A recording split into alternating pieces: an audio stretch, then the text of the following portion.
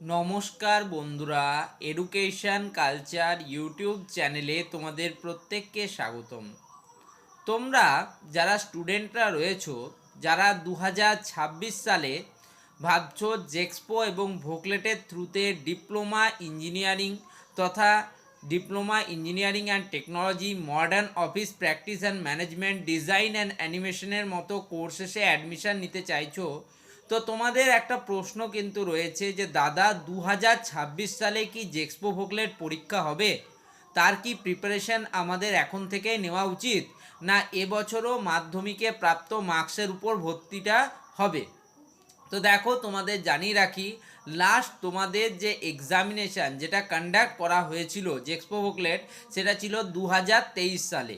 পরপর দুটি একাডেমিক ইয়ার যথাক্রমে 2024-25 এবং 2025-26 শিক্ষাবর্ষে স্টুডেন্টদের কিন্তু কোনো রকম কোনো এক্সামিনেশন কন্ডাক্ট করানো হয়নি তোমাদের West Bengal state council of technical and vocational education and skill ডেভেলপমেন্টের তরফ থেকে। যদি শুধুমাত্র আমি পরিসংখ্যানের খাতিরে সেটুকুও দেখে নিই, তাহলে এটা আমরা এক কথাই বলতে পারি যে 2026 সালে তোমাদের জেক্সপো এবং ভোকলেট পরীক্ষা হওয়ার সম্ভাবনা নেই বললেই চলে, বা হবে না এমনটাও তোমরা ধরে নিতেই পারো। যদি এক্সামিনেশন হয়, তাহলেও এক্সামিনেশন কখন কন্ডাক্ট করানো হয়? তোমাদের মাধ্যমিকের পরীক্ষা হয়ে যাওয়ার পর। দেখো, তোমাদের ডিপ্লোমার ক্ষেত্রে যে মিনিমাম ক্রাইটেরিয়া, জেক্সপোর ক্ষেত্রে বা ভোকলেটের ক্ষেত্রে যাই বলো না কেন, তোমাকে মাধ্যমিক পাস অবশ্যই হতে হবে।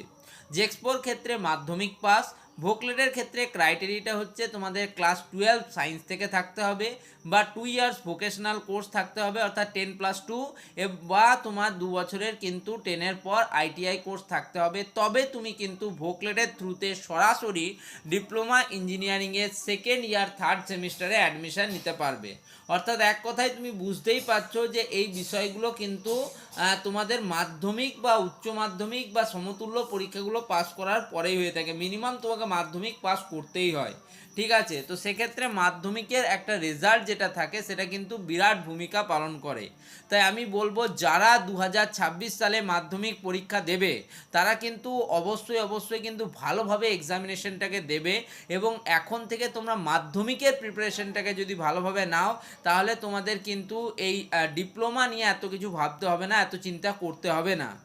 তাই আমি বলবো তোমাদেরকে প্রত্যেকে কিন্তু তোমাদের যে ফিজিক্যাল সায়েন্স, ম্যাথামেটিক্স এবং ইংলিশ, এই তিনটে সাবজেক্টকে যতটা পারো স্ট্রং করে রাখো এবং ভালোভাবে পরীক্ষা দেওয়ার চেষ্টা করো, যাতে তোমাদের কিন্তু ডিপ্লোমা ইঞ্জিনিয়ারিংয়ে এসেও কোনো সমস্যা না হয়। কারণ একজন বেঙ্গলি মিডিয়াম স্টুডেন্ট যখন সরাসরি ডিপ্লোমা ইঞ্জিনিয়ারিংয়ের প্রথম বর্ষে অ্যাডমিশান নিচ্ছে, তখন কিন্তু তার ইংলিশের ক্ষেত্রে খানিকটা প্রবলেম দেখা যাচ্ছে। শুধুমাত্র এই একাডেমিক সেশন নয়, আমি দেখো 2023 থেকে রেগুলার তোমাদের ভিডিও বানাচ্ছি, কিন্তু আমি কিন্তু 2019-20 থেকেই কিন্তু এর সাথে যুক্ত রয়েছি। ফলে কিন্তু আমি জানি পুরো ব্যাপারটাই। তার মানে 19 থেকে 25 প্রায় 6 বছর কিন্তু এই ডিপ্লোমা ইঞ্জিনিয়ারিংয়ের সাথে প্রত্যক্ষ এবং পরোক্ষভাবে যুক্ত থাকার পরেই এটা তোমাদের বলছি। তাই তোমরা কিন্তু এখন থেকে নিজেদের ইংলিশ স্কিলসটাকে, নট ইংলিশ স্পোকেন স্কিলসের কথা বলছি না, ইংলিশে লেখার ধারাটাকে একটা বজায় রাখো, এবং তোমাদের আপকামিং যে এক্সামিনেশন রয়েছে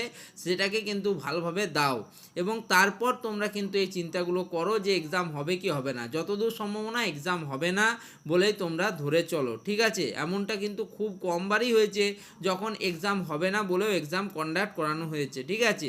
আর দেখো, মাধ্যমিকের পর কিন্তু প্রচুর পরিমাণ স্টুডেন্ট প্রত্যেক বছর কিন্তু এই ডিপ্লোমা ইঞ্জিনিয়ারিংয়ের মতো কোর্সেসে কিন্তু অ্যাডমিশান নেয়। ফলে উত্তরোত্তর কিন্তু এই কোর্সগুলোর চাহিদা বেড়েছে। ওকে, তো ঠিক আছে। তো এই জন্যই কিন্তু আমি তোমাদের বলি যে এখন তোমাদের মেন টার্গেট হওয়া উচিত, যারা মাধ্যমিক বা উচ্চ মাধ্যমিক দাওনি, দেবে 2026-এ, তারপরে ভাবছো ডিপ্লোমা ইঞ্জিনিয়ারিংয়ে অ্যাডমিশান নেব, সেক্ষেত্রে তোমরা অবশ্যই কিন্তু তোমাদের আপকামিং এক্সামিনেশনটাকে খুব ভালোভাবে দেওয়ার চেষ্টা করো।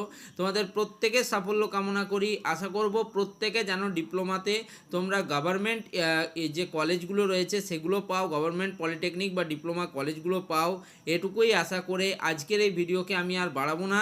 এই ভিডিওটা ভালো লাগলে অবশ্যই ভিডিওটিকে লাইক করো, বন্ধুদের মধ্যে শেয়ার করো, চ্যানেলটিকে সাবস্ক্রাইব করে রাখো। প্রত্যেককে কিন্তু খুব ধন্যবাদ এবং শুভেচ্ছা।